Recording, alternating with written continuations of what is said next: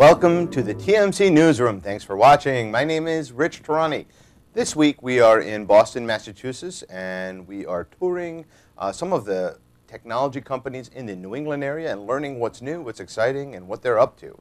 On our program today is Noah Rafalko. He's the CEO of TSG Global. Noah, how are you? I'm wonderful.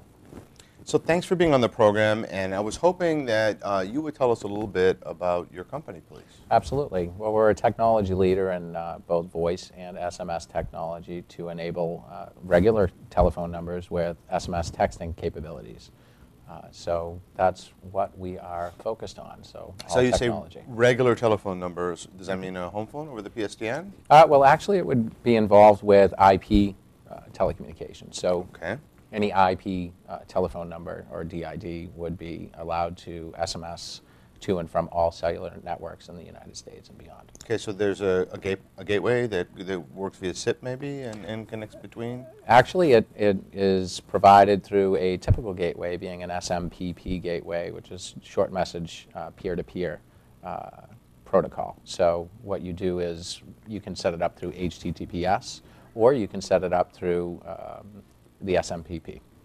Okay, and so with this technology, do you sell it to carriers to sell to end users, or do you going directly to end users? All of the above, actually. Okay. We actually see that there is a very big need in the enterprise space, and as you can see, the evolution of telecommunications evolved, just as we saw pagers to cell phones to smartphones.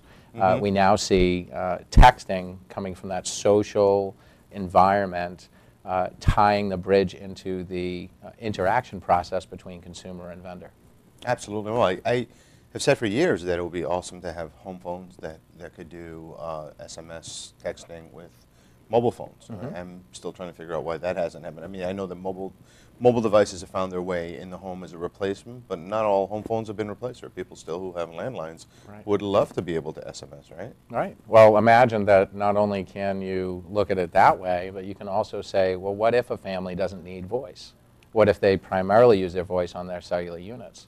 Then you can have a text-only service at home. Right. So that's absolutely available today. Is it cost-effective to do that? Oh, much more so than short codes. And as you can see, the industry as a whole, enterprise, Fortune 500, Fortune 5 companies have embraced short codes, which have a lot of limitations, and the long codes tie it all together, being a DID-enabled SMS service. Fantastic. So how long has the company been around? Oh, we've been in business quite a while. We started as a telecommunications consulting for data and voice and migrations, and that was almost 15 years ago. And we morphed into a carrier based on a client's need, and from that point, we've been in the VoIP space since 2003. So now we're into a whole new realm of bringing the latest technology to unify it all together, being that SMS.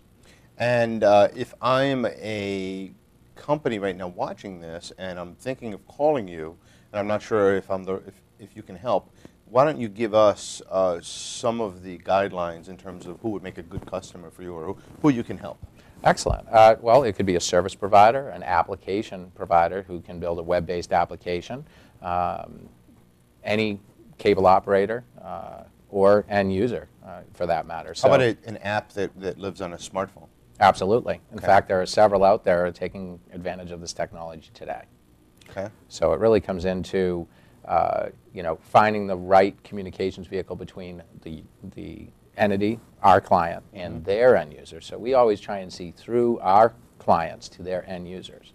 And even if it's in the enterprise space or in the small business space, it really comes into play that you have to be able to have that nimble ability to provide that service all the way downstream.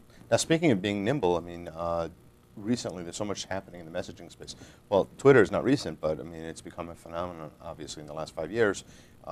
Facebook also with their messaging service. Do you see any tie-in between what's happening with those two particular services or any other, maybe Web 2.0 or social networking type services and the kinds of things that you're doing?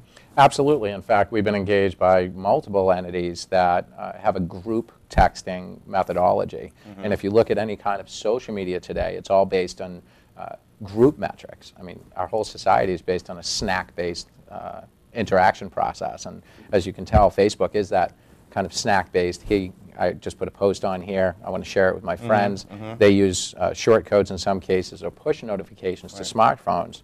But if you look at that solution, you can enable any phone number to replace that short code just for that purpose. So the social interaction piece of this is the most phenomenal increase that I've ever seen in any technology since the internet started. Absolutely. Really. So if you look at how many messages were sent last year alone, I believe it was over 1.4 trillion messages. Wow. Which is amazing. So 3 to 1 today, as it stands, 3 messages, text messages to every voice call already happens in the U.S., and it's growing exponentially.